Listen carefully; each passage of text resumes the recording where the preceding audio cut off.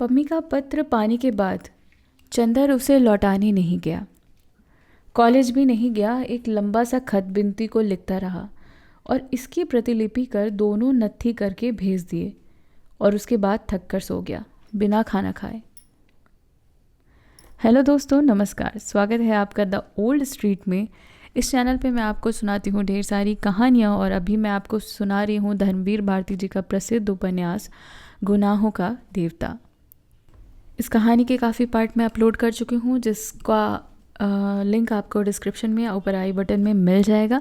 तो चलिए बिना देर किए शुरू करते हैं आगे का भाग, क्योंकि कहानी है बहुत ही दिलचस्प और मुझे भी पता है कि आप में से बहुत सारे लोग वेट कर रहे हैं कहानी आगे बढ़ाने का। सॉरी, मैं कहानियाँ रिकॉर्ड करने में थोड़ा ज़्यादा समय ले रही हूँ इस वक्त। कुछ परेशानियों के चलते मैं इतनी फ्रीक्वेंटली रिकॉर्ड नहीं कर पा रही हूँ, पर मैं ज़रूर कोशिश करूँगी कि मैं कहानियों को फ्रीक्वेंटली रिकॉर्ड करूँ और ये उपन्यास जल्दी ख़त्म करूँ। तो चलिए बिना देर के शुरू करते हैं। गर्मियों की छुट्टियाँ हो गई थी और चंदर छुट्टियाँ बिताने दिल्ली गया था। सुधा भी आई हुई थी, लेकिन चंदर और सुधा में बोलचाल नहीं थी। एक दिन शाम के वक्त डॉक्टर साहब ने चंदर से कहा, चंदर, सुधा इधर बहुत अनमनी रहती है, जाओ इसे कहीं घुमा लाओ। चंदर बड़ी मुश्किल से राज़ी हुआ। दोनों पहले कनॉट प्लेस पहुँचे। सुधा ने बहुत फीकी और टूटती हुई आवाज़ में कहा, यहाँ बहुत भीड़ है, मेरी तबीयत घबराती है। चंदर ने कार घुमा दी और शहर से बाहर रोहतक की सड़क पर, दिल्ली से 15 मील दूर, चंदर ने एक बहुत हरी भरी जगह पर कार रोक दी। किसी बहुत पुरानी पीर का टूटा फूटा मज़ार था और कब्र पर चबूतरे को फोड़कर एक नीम का पेड़ उगाया था। चबूतरे के 2-3 पत्थर गिर गए थे। 4-5 नीम के पेड़ लगे थे और कब्र के पत्थर के पास एक चिराग बुझा हुआ पड़ा हुआ था और कई एक सूखी हुई फूल मालाएं हवा से उड़कर नीचे गिरी थीं। कब्र के आसपास ढेरों नीम के तिनके और सूखे हुए नीम के फूल जमा थे। सुधा जाकर चबूतरे पर बैठ गई। दूर दूर तक सन्नाटा था, न आदमी न आदमजाद, सिर्फ गोधूली के अलसाते हुए झोंकों में नील चरमरा रही थी। चंदर आके सुधा की दूसरी ओर बैठ गया। चबूतरे पे इस ओर सुधा और उस ओर चंदर, बीच में चिर नीरव कब्र। थोड़ी देर बाद सुधा मुड़ी और चंदर की ओर देखा। चंदर एकटक कब्र की ओर देख रहा था। सुधा ने एक सूखा हुआ हार उठाया और चंदर पर फेंक कर कहा, चंदर, क्या हमेशा मुझे इसी भयानक नरक में रखोगे? क्या सचमुच हमेशा के लिए तुम्हारा प्यार खो दिया है मैंने? मेरा प्यार? चंदर हंसा। उसकी हंसी उस सन्नाटे से भी ज़्यादा भयंकर थी। मेरा प्यार? अच्छी याद दिलाई तुमने। मैं आज प्यार पर विश्वास नहीं करता, या यह कहूँ कि प्यार के उस रूप पर विश्वास नहीं करता। तो फिर क्या? उस समय मेरे मन में प्यार का मतलब था त्याग, कल्पना, आदर्श। आज मैं समझ चुका हूँ कि यह सब बातें झूठी हैं, खोखले सपने हैं। तब आज मैं विश्वास करता हूँ कि प्यार के मायने सिर्फ एक है, शरीर का संबंध। कम से कम औरत के लिए तो। औरत बड़ी बातें करेगी, आत्मा, पुनरात्मा, परलोक से मिलन, लेकिन उसकी सिद्धि सिर्फ शरीर में है और वह अपने प्यार की मंजिलें पार कर पुरुष को अंत में एक ही चीज़ देती है, अपना शरीर। मैं तो अब यह भी विश्वास करता हूँ सुधा, कि वही औरत मुझे प्यार करती है जो मुझे शरीर दे सकती है। बस इसके अलावा प्यार का कोई और रूप मेरे भाग्य में नहीं। चंदर की आंखों में कुछ धधक रहा था। सुधा उठी और चंदर के पास खड़ी हो गई। चंदर, तुम भी एक दिन ऐसे हो जाओगे, इसकी मुझे कभी उम्मीद नहीं थी। काश कि तुम समझ पाते कि। सुधा ने बहुत दर्द भरे स्वर में कहा। स्नेह है? चंदर ठहाका मार के हंस उठा और उसने सुधा की ओर मुड़कर कहा, और अगर मैं उस स्नेह का प्रमाण मांगूँ तो? सुधा, दांत पीसकर चंदर बोला, अगर तुमसे तुम्हारा शरीर मांगूँ तो? चंदर! सुधा चीख कर पीछे हट गई। चंदर उठा और पागलों की तरह उसने सुधा को पकड़ लिया। हाँ, यहाँ कोई नहीं है सिवाय इस कब्र के। तुम क्या कर सकती हो? बहुत दिन से मन में एक आग सुलग रही थी। आज तुम्हें बर्बाद कर दूं तो मन की नरकीय वेदना बुझ जाए। बोलो, उसने अपनी आंखों की पिघली हुई आग सुधा की आंखों में भरकर कहा। सुधा क्षण भर सहमी पथराई दृष्टि से चंदर की ओर देखती रही, फिर सहसा स्थिर में पड़ गई और बोली, चंदर, मैं किसी की पत्नी हूँ। यह जन्म उसका है, यह मांग का सिंदूर उनका है, यह शरीर का श्रृंगार उनका है। मुझे गला घोट कर मार डालो। मैं तुम्हें इतनी तकलीफ दी, लेकिन चंदर हंसा और सुधा को छोड़ दिया।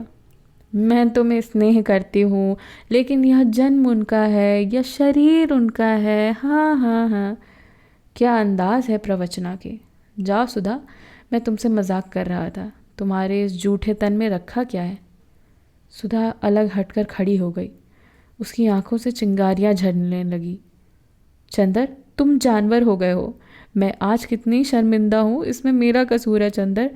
मैं अपने को दंड दूंगी चंदर, मैं मर जाऊंगी, लेकिन तुम्हें इंसान बनना पड़ेगा चंदर। और सुधा ने अपना सिर एक टूटे हुए खंभे पर पटक दिया। चंदर की आंखें खुल गई। वह थोड़ी देर तक सपने पर सोचता रहा, फिर उठा। बहुत अजब सा मन था उसका, बहुत पराजित, बहुत खोया हुआ, बेहद खिसियाहट से भरा हुआ। उसके मन में एकाएक ख्याल आया कि वह किसी मनोरंजन में जाकर अपने को डुबो दे। बहुत दिनों से उसने सिनेमा नहीं देखा था। उन दिनों बेनॉट शो का सीजर एंड क्लियोपेट्रा लगा हुआ था। उसने सोचा कि पम्मी की मित्रता का परिपाक सिनेमा में हुआ था, उसका अंत भी वहीं सिनेमा में मनाया जाएगा। उसने कपड़े पहने। 4 बजे की मैटरनी थी और वक्त हो रहा था। कपड़े पहनकर वह शीशे के सामने आकर बाल संवारने लगा। उसे लगा शीशे में पड़ती हुई उसकी छाया कुछ भिन्न है। उसके और गौर से और देखा। छाया रहस्यमयी ढंग से मुस्कुरा रही थी। वह सहसा बोली, क्या देख रहा है? मुखड़ा क्या देखे दर्पण में। एक लड़की से पराजित और दूसरी से अपने सपनों में प्रतिहिंसा लेने का कलंक नहीं दिख पड़ता तुझे? अपनी छवि निरख रहा है, पापी पतित। कमरे की दीवारों ने दोहराया, पापी पतित। चंदर तड़प उठा, पागल सा हो गया। कंघा फेंक कर बोला, कौन है पापी? मैं हूँ पापी, मैं हूँ पतित। मुझे तुम नहीं समझे, मैं चिर पवित्र हूँ, मुझे कोई नहीं जानता। कोई नहीं जानता? हाँ। प्रतिबिंब हंसा, मैं तुम्हारी नस नस जानता हूँ। तुम वही हो ना जिसे आज से 1.5 साल पहले सपना देखा, सुधा के हाथ से लेकर अमृत बांटने का, दुनिया को नया संदेश देकर पैगंबर बनने का। नया संदेश, खूब नया संदेश दिया मसीहा। पम्मी, बिनती, सुधा, कुछ और छोकरियां बटोर ले, चरित्रहीन। मैंने किसी को नहीं बटोरा। जो मेरी ज़िंदगी में आया अपने आप आया, जो चला गया उसे मैंने नहीं रोका। मेरे मन में कहीं भी अहम की प्यास नहीं थी, कभी भी स्वार्थ नहीं था। क्या मैं चाहता तो सुधा को एक इशारे से अपनी बाहों में नहीं बांध सकता था? शाबाश। और नहीं बांध पाए तो सुधा से तू भी जी भर के बदला निकाल रहा है। वह मर रही है और तू उस पर नमक छिड़कने से बाज नहीं आया। और आज तो उसे एकांत में भ्रष्ट करने का सपना देख अपनी पलकों को देव मंदिर की तरह पवित्र बना लिया तूने। कितनी उन्नति की है तेरी आत्मा ने। इधर आ, तेरा हाथ चूम लूं। चुप रहो। पराजय की इस बेला में कोई भी व्यंग करने से बाज नहीं आता। मैं पागल हो जाऊंगा। अरे अभी क्या पागल में तू कम है, अहंकारी पशु। तू बर्टली से भी गया गुजरा है। बर्टली पागल था, लेकिन पागल कुत्तों की तरह काटना नहीं जानता था। तू काटना भी जानता है और अपने भयानक पागलपन को साधना और त्याग में साबित भी करता रहता है। दम्भी। बस करो, तुम सीमा लांघ रहे हो। चंदर ने मुट्ठियां कसकर जवाब दिया।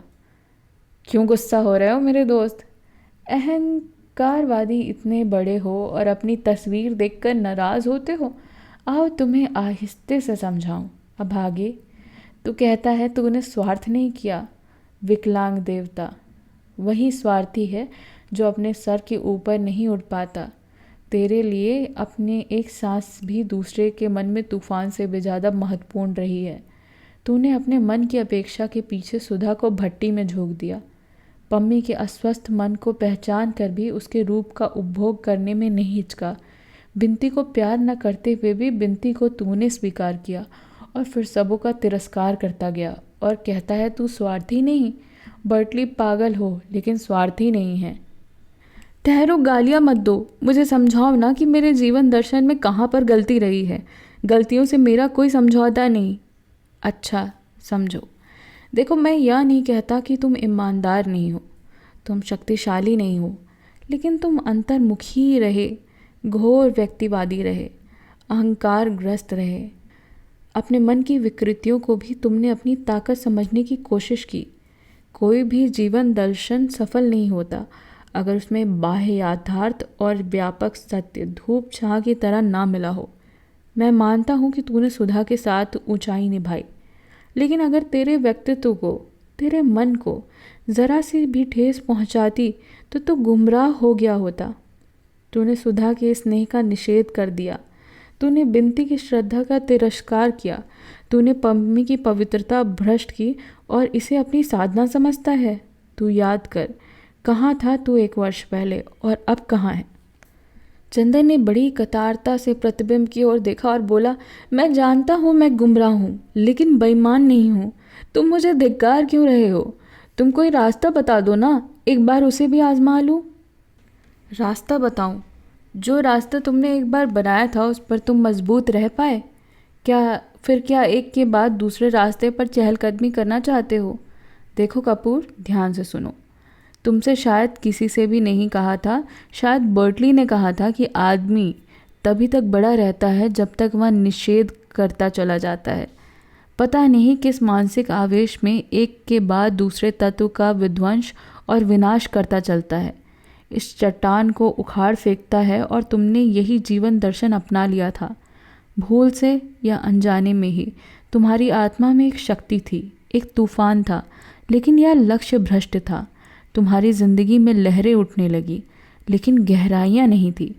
और याद रखो चंदर, सत्य उसे मिलता है जिसकी आत्मा शांत और गहरी होती है, समुद्र की गहराई की तरह, समुद्र की ऊपरी सतह की तरह। जो विशुद्ध और तूफानी होते हैं उनके अंतर्द्वंद में चाहे कितनी गरज हो, लेकिन सत्य की शांति अमृतमयी आवाज़ नहीं होती।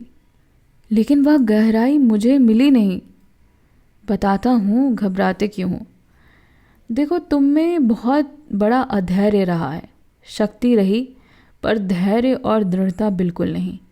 तुम गंभीर समुद्र तल न बनकर एक सशक्त लेकिन अशांत लहर बन गए, जो हर किनारे से टकराकर उसे तोड़ने के लिए व्यग्र हो उठी। तुम में ठहराव नहीं था, साधना नहीं थी। जानते हो क्यों? तुम्हें जहाँ से ज़रा भी तकलीफ मिली, अवरोध मिला, वहीं से तुमने अपना हाथ खींच लिया, वहीं तुम भाग खड़े हुए। तुमने हमेशा उसका निषेध किया। पहले तुमने समाज का निषेध किया, व्यक्ति को साधना का केंद्र बनाया, फिर व्यक्ति का निषेध किया, अपने विचार में अंतमुखी भावनाओं में डूब गए। कर्म का निषेध किया तो फिर कर्म में ऐसी भागदौड़, ऐसी विमुखता शुरू हुई कि बस न मानवता का पार जीवन की प्रतिलिप्त कर सका, न सुधा का। पम्मी हो या बिनती, हर एक से तू निष्क्रिय खिलौने की तरह खेलता गया।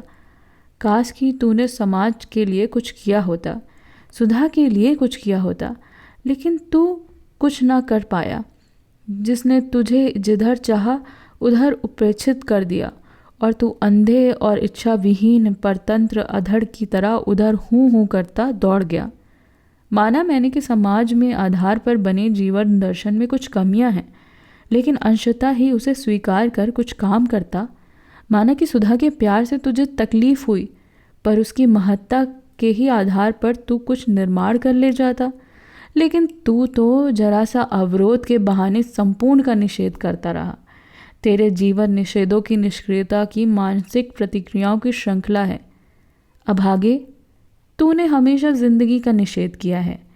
दुनिया को स्वीकार करता, यथार्थ को स्वीकार करता, जिंदगी को स्वीकार करता और उसके आधार पर अपने मन को, अपने मन के प्यार को, अपने जीवन को संतुलित करता, आगे बढ़ता। लेकिन तूने अपनी मन की गंगा को व्यक्ति की छोटी सी सीमा में बांध लिया, उसे एक पोखरा बना दिया।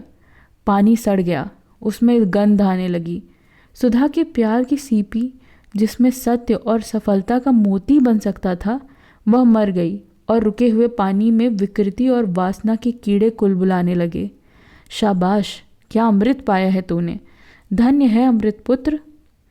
बस करो, मैं ये व्यंग नहीं सह सकता। मैं क्या करता? कैसा लाचारी स्वर है। छी, असफल पैगंबर। साधना यथार्थ को स्वीकार करके चली जाती है, उसका निषेध करके नहीं। हमारे यहाँ ईश्वर को कहा है नेति नेति। इसका मतलब यह नहीं कि ईश्वर परम निषेध स्वरूप है। गलत नेति में ना तो केवल एक वर्ण है, इति दो वर्ण हैं। एक निषेध तो कम से कम दो स्वीकृतियाँ। इसी अनुपात में कल्पना और यथार्थ का समन्वय क्यों तूने नहीं किया? मैं नहीं समझ पाता, या दर्शन मेरी समझ में नहीं आता। देखो, इसको ऐसे समझो, घबराओ मत। कैलाश ने अगर नारी के व्यक्तित्व को नहीं समझा, सुधा की पवित्रता को तिरस्कार किया, लेकिन उसने समाज के लिए कुछ तो किया। गेसु ने अपने विवाह का निषेध किया, लेकिन अख्तर के प्रति अपने प्यार का निषेध तो नहीं किया। अपने व्यक्तित्व का निर्माण किया, अपने चरित्र का निर्माण किया। यानी गेसु, एक लड़की से तुम हार गए। छी, लेकिन मैं कितना थक गया था, ये तो सोचो। मन की कितनी ऊंची नीची घाटियों से, मौत से भी भयानक रास्तों से गुजरने में, और कोई होता तो मर गया होता, मैं तो जिंदा हूँ। वाह, क्या जिंदगी है। तो क्या करूँ मैं? ये रास्ता छोड़ दूँ, ये व्यक्तित्व तोड़ डालूँ? फिर वही निषेध और विध्वंस की बातें। छी, देखो, चलने को तो गाड़ी का बैल भी रास्ते पर चलता है, लेकिन सैकड़ों मील चलने के बाद भी वह गाड़ी का बैल ही बना रहता है। क्या तुम गाड़ी के बैल बनना चाहते हो? नहीं कपूर, आदमी जिंदगी का सफ़र तय करता है। राह की ठोकरों और मुसीबत उसके व्यक्तित्व को पुख्ता बनाती हैं, उसकी आत्मा को परिपक्व बनाती चलती हैं। क्या तुम में परिपक्वता आई? नहीं, मैं जानता हूँ। तुम अब मेरा भी निषेध करना चाहते हो, तुम मेरी आवाज़ को भी चुप करना चाहते हो। आत्म प्रवंचा तो ये पेशा हो गया है, लेकिन खतरनाक है। तू मेरा भी तिरस्कार करना चाहता है। और छाया धीरे धीरे वह एक बिंदु बनकर अदृश्य हो गई। चंद्र चुपचाप शीशे के सामने खड़ा रहा, फिर वह सिनेमा नहीं गया। इस घटना के बाद चंद्र पर कुछ असर हुआ या नहीं, या उसमें क्या बदलाव हुआ, इसे जानने के लिए आप सुनिए आगे की कहानी। मैं अपलोड करूंगी इसका दूसरा पार्ट बहुत ही जल्द। तब तक जुड़े रहिए द ओल्ड स्ट्रीट से। कहानी पसंद आए तो चैनल को सब्सक्राइब करिए, वीडियो को लाइक करिए और नीचे कमेंट करके बताइए कि आपको कहानी कैसी लग रही है। मिलूंगी आपको इसके अगले भाग के साथ बहुत ही जल्द। तब तक के लिए नमस्कार।